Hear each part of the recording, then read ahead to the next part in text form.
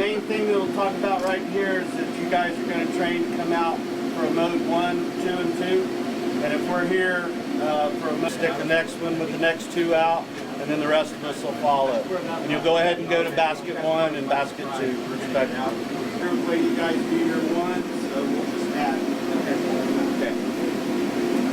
Now also remember, on a non-aided egress, when the closeout crew leaves, don't forget the fold-out door back here gets folded back out of the way.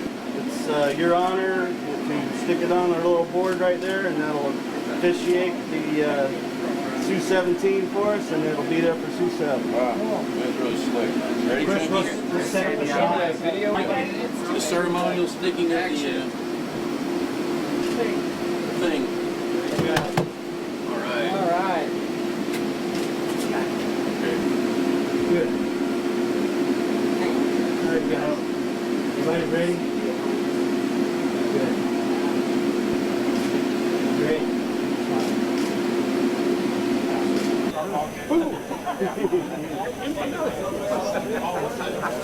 Yeah, and again, I don't know enough about it.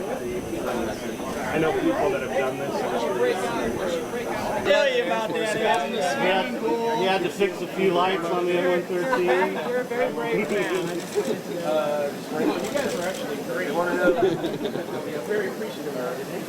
We got extra center box spares for you guys up here that we can bring in with us if you need to get out. Our rescue bag, our rescue chairs are stored in here that we can break out. We've got just one more chair, flashlights, and then there's this kit here. So really, that's all it was. I'm just trying to show you what we've got available to us. There's CO2 fire extinguishers. They're great to play with.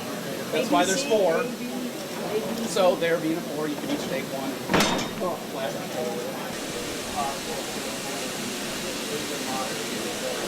A little crowd. You can have all the platforms out of the deck for 217 tomorrow. All the platforms are going to be in on the mid. Does that save some time for you and the town? Yes, it does. And I made a deal with Flight Crew Systems, and they're going to, you know, with our forward shot, they're going to do All cramped up? No, it's fine. All right, well, we everybody, different modes of rescue and what might take place. And of course, you know, when we're talking to you, we're talking about the worst case scenario. So what we're talking about is mode 1 rescue, where, you know, you're coming out all by yourselves and that sort of stuff. And of course, you know, the fire exit system that we talked about, the 44 heads, you know, is certainly an option for fire or vapors or such magnitude. To get over here to the slide water basket, you need some additional firefighting capabilities. The valve isn't right next to the hose reel. You pull the hose reel off, open the valve, and when you first turn that thing on, you're going to get about 85 gallons a minute. Pony pumps are going to kick on to about 125 gallons. So you're just going to have to remember that. Again, you know, chances are with you know, our routine here, nothing's ever going to happen. But if you need to, valve on, pull it off, valve opens up to get that narrow fog, not a straight. Yeah, thanks. I don't like any red, clever arms or anything. You never know. It's not going to happen though. How hard is it to retract? You don't even have to worry about that. I mean, there's a crank that they use to crank it back. Once you pull it off, take it wherever you need to. Right, but no, but it's okay to pull that. Oh, absolutely. No, not bad at all. There you go, any questions? Yes, sir. Thanks. All right, after you get down up there, we'll meet you down there. Okay, thank you very much. First rule is come in from things as far as the basket goes. Do hop in. After you have your headache bar up here. So have to watch out for it really. Make sure you hit it like that. And come in this way and hop in. Like I say, just think of basket number 1. You don't have any choice over there. Okay, so you do the same as basket. Right. And that way you're always in the same pattern. Rich little last minute touch up on your shape. So it probably you would, you know, you jump in and go to the back. Sandy would hit the paddle, and in our case, it would probably be the same thing. You get in first, and I hit the paddle. It's just us. If you got a closeout crew. Yeah, if you got a closeout crew member, they would do it. Sandy, you want to do it? All right. So they'll let you know, and we'll point out some maps. And again, most common is. All right, everyone, just so you're clear, when this releases, this platform's going to come down, so make sure your feet are back, which you all are. All right, stand. release, basket release in 5, 4, 3, 2, 1.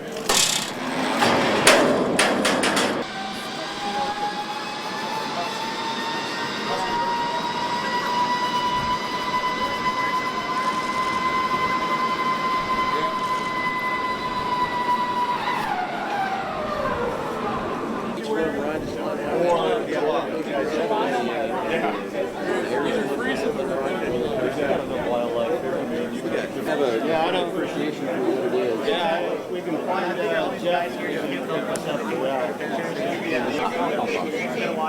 Half guys just wanted me to. You want the net still on though? Yeah. You guys got any questions? We're from here. Yeah, from here we're going to be down at the bunker anyway. So this is the end of the training up here. So you guys can do anything you want.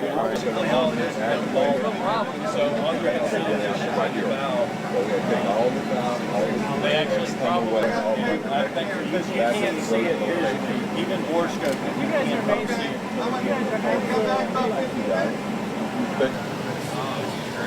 You're always torn between stop on where you're going to train of thought.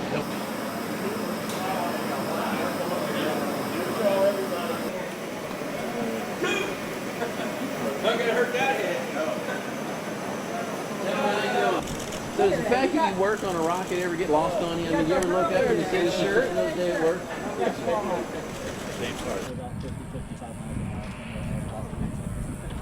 So when you get down, the prong, remember you'll be in the basket. We're not going to tell you how to package yourself in the basket. The only people that wrote it, Golden, Bumgarner and Harvard. yeah, George Harvard. They said probably do want to duck your head forward before you hit the arresting device there. And again, you're just dragging that chain behind you to stop. We had one, and you still have my personal guarantee. If neither of those works, that big honking pole behind that will stop. Now, once it's not going to settle, it's not going to come forward and then roll back. There is an anti-rollback feature up there on the rollers that keeps that from happening. And as with solidly stop you. And then when you hop out, remember that over here on walk downs, it's a little deceptive in blue bags as opposed to your LES seats or ACEs. If edge here, figure they'll just slide down to get out of the basket. Well, in a suit, your bottles will catch on this. And it is suspended on that cabling. Everybody over there with the flip phones, we got 9.8, 9.7. So it's it's a little tough if it's an asshole high. We got it on the nice and soft. That can give you a real good footing, but when you do fall down, it's not. Now, regardless, you're out of the basket. On off of it. Buddy's hopped out. You let go. Stay on the sidewalk. But first, are there any questions down there? How do you drop the side again? Is it the If you have two options. If you're helping somebody on that top corner, there's a D-ring just like this that's held in with a pip pin. All right.